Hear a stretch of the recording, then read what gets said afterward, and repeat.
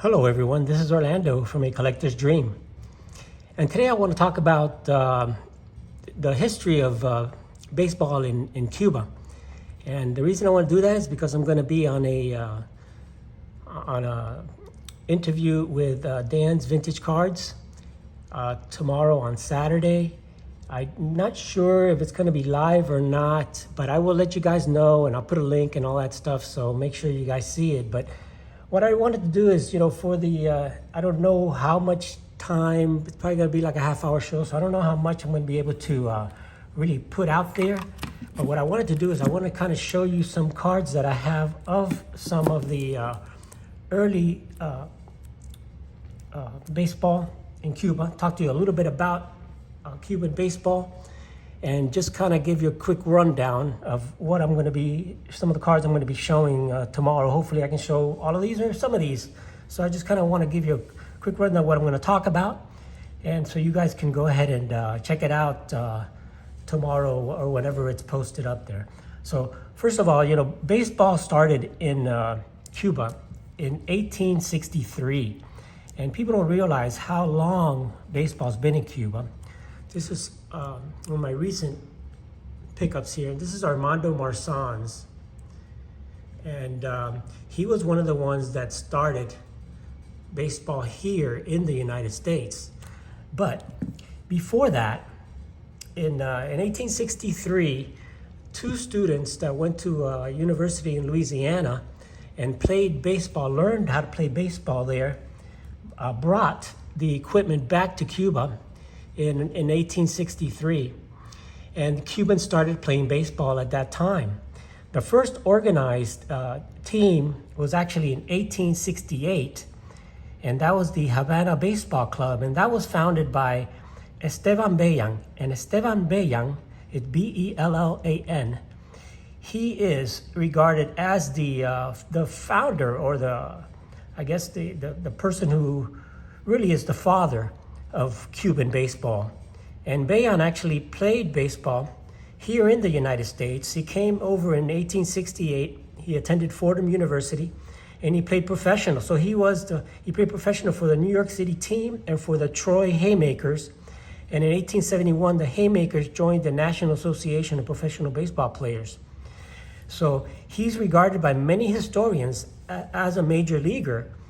In those days, the leagues were not as organized as they were today. But Esteban Bellan, played for them in 1871 and 1872, then played with the New York Mutuals in 1873. So he went back to Cuba and he began, doing Cuban baseball, organized baseball in Cuba. So they formed the teams there, and some of the players, so Esteban Bellan was the first, I don't think there's any cards of him, but he was the first Latin player to play in the major leagues, what was considered the major leagues back in the 1870s. So that's how far back the Cuban baseball goes. Now, as far as Cuban cards, these are some of the oldest cards, which are the 1909 Cabanas. And these were made in Cuba, printed in Cuba, and they were made because the Detroit Tigers team came to play in Cuba. Now, Ty Cobb didn't come, but many of the other players did, and they made a set of cards, the Cabanas, and these were inserted into cigarettes. They're a little smaller than the T206s. As far as size-wise, a little bit smaller, but they come three different teams. The Detroit team, the Almendares, which really was one of the better teams, and the Havana team, also a great team. So in 1909, they played the American team, and some of the players on that team were Armando Marsans, Almeida, and you know that I had this card in this Cabanas Almeida, and I did trade that to Victor. So I have to replace it with another Almeida. This is another Almeida. This is the 1924-25 Aguilita. So it's a lot after the 1909, which is his technically his rookie card. But the story is that Almeida was the star at the time, the Cuban star. And, he was, since they did play, the Americans, they looked at him as one of the best players in Cuba. So he went to the United States to play, and he did play, he went actually with Marsans. And Marsans, he spoke English because he had come to the United States before. So Marsans basically was the interpreter to Almeida, but he was also the player. So Marsans went as an interpreter, and they went to interview with the Cincinnati Reds at the time. And Cincinnati, when they saw them play, they actually got both of the players. They got Almeida and Marsans both to play. So they became the real first, what you would consider as far as the real major leagues, in 1909. This was in 1911.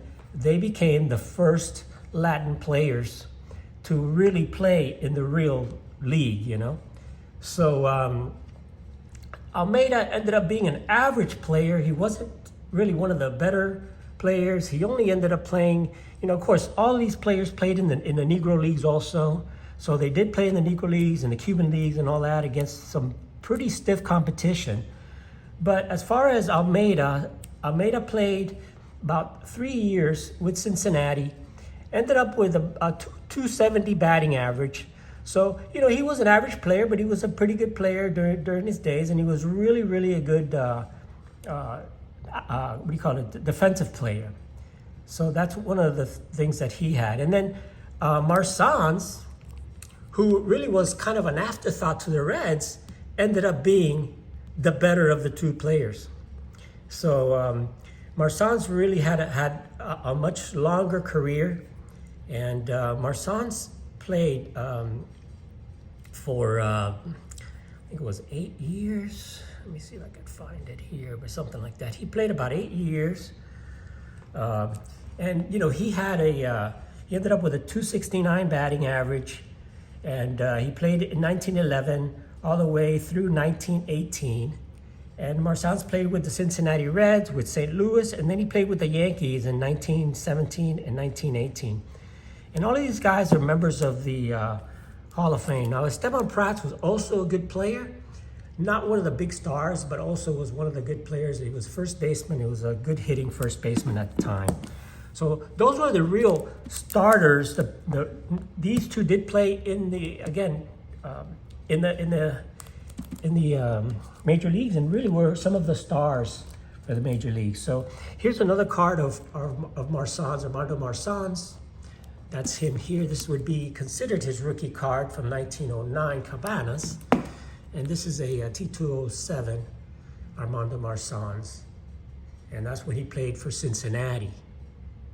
So I'll show you the back of that, and it tells you a little bit about him. It says, the first native-born Cuban to break into the major leagues are Armando Marsans and Rafael Almeida. So it tells you there, who joined Cincinnati.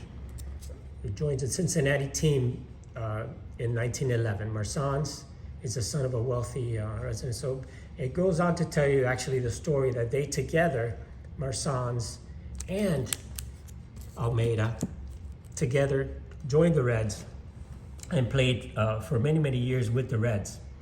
So those were really the big initial stars. There were other players, and the Almeida card that I did trade with Victor is this one right here.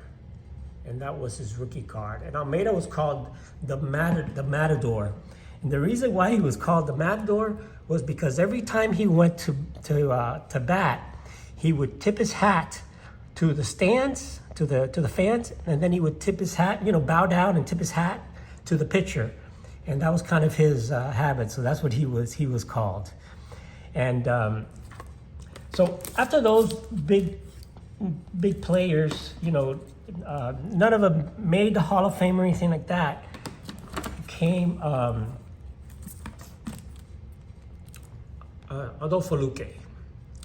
And Adolfo Luque, this is another Cuban card, and this is a 26-27 Aguilitas Adolfo Luque, number 777. So, and Adolfo Luque was a big-time player in Cuba also. He was very well known there, and he, of course, was so good that he came to the majors. And Luque is the only, was the only Hall of Famer for a long time to be in the Hall of Fame, the Baseball Hall of Fame. He was inducted in 1957. And Luque was an incredible pitcher. Here he is with the Almendares team. You can see the A on the cap there. And these cards come from also cigarettes. You see Cigarros Aguilitas. It's the name of the cigarettes. So that's Adolfo Luque. And I'll show you a few more cards of Luque. This is the 1927 New York Caramels Adolfo Luque. And he was called Dolph, but really his real name, and you know, the Cubans have long names, but his real name is Adolfo Domingo de Guzman Luque. And he was really one of the best Cuban pitchers ever. And in the back, as far as, I won't say ever, as far as in the majors, in the back it tells you there, Adolf Luque, greatest of Cuban pitchers. And this is from the York Caramel, 60 cards in this set. So he was one of the greatest of Cuban pitchers, Adolfo Luque. And there he is in the 1927 York Caramel. Now they also, in 1928, they came out with the same picture, but it was in the Yinglings, the 1928 Yinglings ice cream. And this is also the Luque from the Yinglings. And in the back, you could see that this one is, you know, one ice cream novelty will be given to each pitcher of Babe Ruth. I have the Babe, but that's why it's rare. But not in the Yinglings, in the other one. It says 1 gallon of Yinglings ice cream will be delivered, and so. So it says Babe Ruth may be saved for quarts of ice cream, or a $5 or a $3, $5 scooter. So you can exchange that Babe Ruth for a $5 scooter. But anyway, this is the Adolfo Luque from the Yinglings ice cream. So I didn't share that. And a few more Luques that I have here. This is from the a hand-cut W513. And these are blank backs. This is with the Reds. And of course, he pitched with the Reds for most of his career. And he was a good pitcher. He was a right-handed pitcher. He played for the Giants and also played for the Braves in the beginning of his career, for the Boston Braves in 1914. And that's where he started with the Boston Braves. He played mostly with the Cincinnati Reds, and then he came back at the end with the New York Giants. And here's a pretty rare card, and probably the smallest card you're going to see here. And this is the Bagger Chocolate Adolfo Luque. I know Rick from Vintage Oddball showed one of these, but they're really tough to see because they're tiny little cards. And there's the Adolfo Luque. And I don't know if you can see that, but these are actual photos there, and you can see the back. It's a Bagger Chocolate, el más popular, the most popular. So it has a little picture there of the player, an actual photo. It's tough to get that on camera there, because it's so small. But that's the Luque one of that. And then also go ahead and show you this one here, which is the 1933 Gaudi Adolfo Luque. So those are the ones that I have for Luque. I'm gonna go ahead and then from those years, you know, these were in the 1900s, 1910s, 1911s, 1920s, and 30s. And then after that, you had some other big name players that some of them did not play it. And one of the top players ever in Cuba is Martin Diego. And Martin Diego, this is a 1945-46 Caramelo Deportivo Martin Diego. Martin Diego is considered to be the best Cuban player ever to play. He was a 5-tool player. He did everything on the field, including pitcher.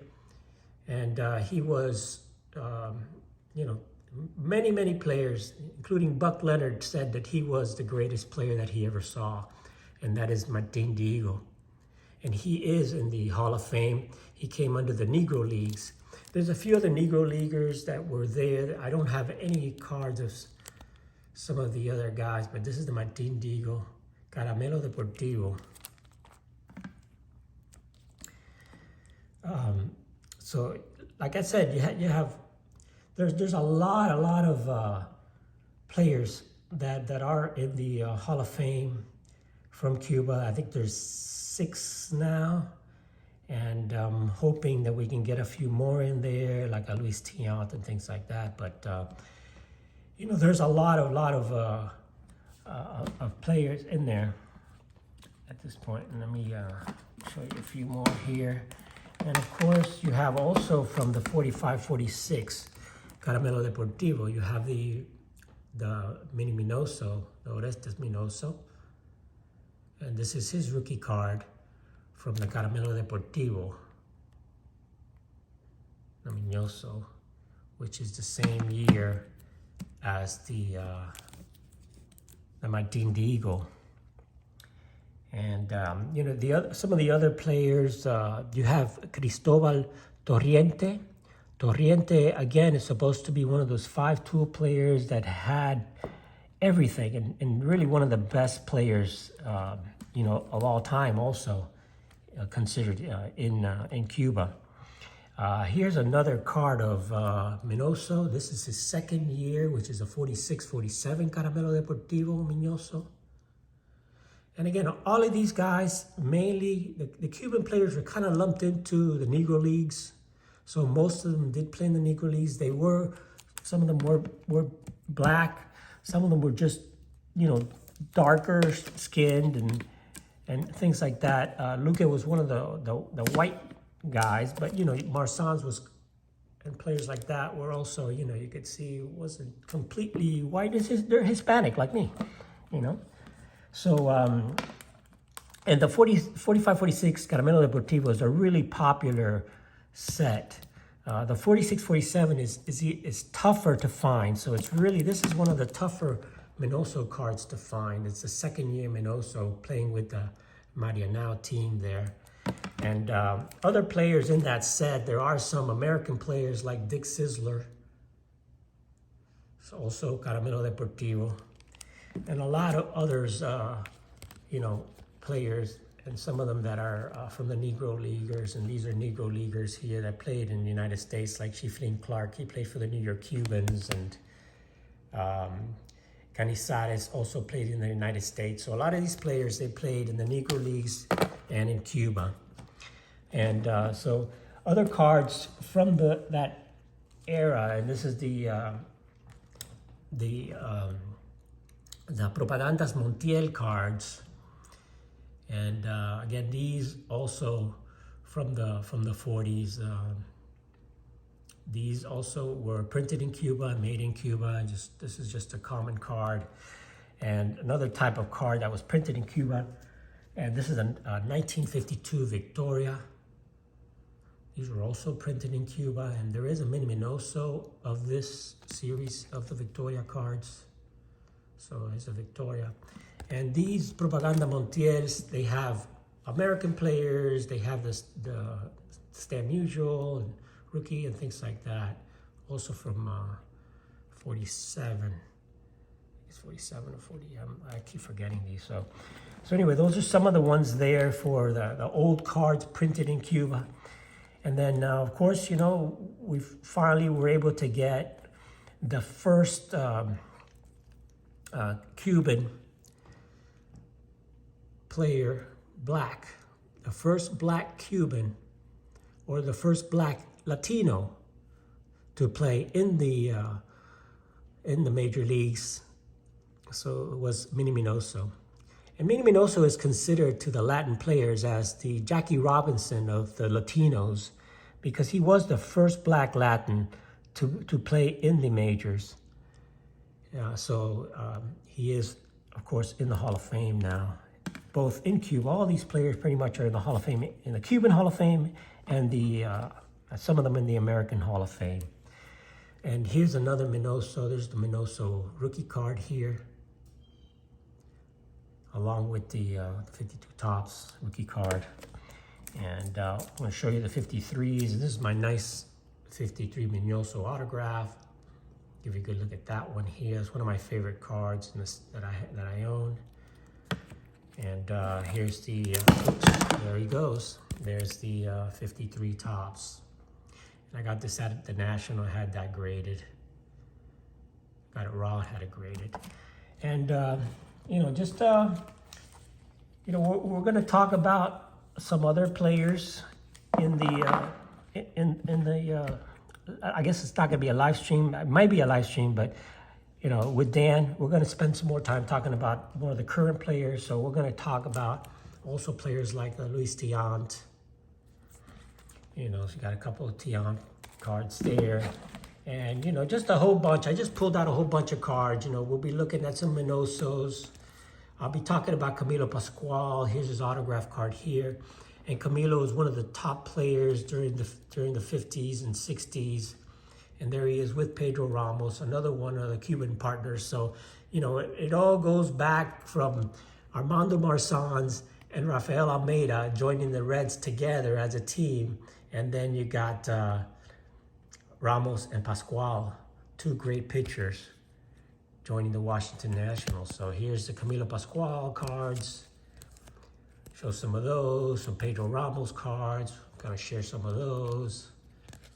And then some other players that played, and this is Fernandez, Chico Fernandez, another Cuban player, some more Cuban players, Sandy Consegra, Mike Cuellar, won over 20 games. And of course you got Orlando Pena, who was the first professional player that I ever met, and my grandfather introduced me to him when he was with the Orioles. And you got Tony Taylor, another Cuban player that played for many years.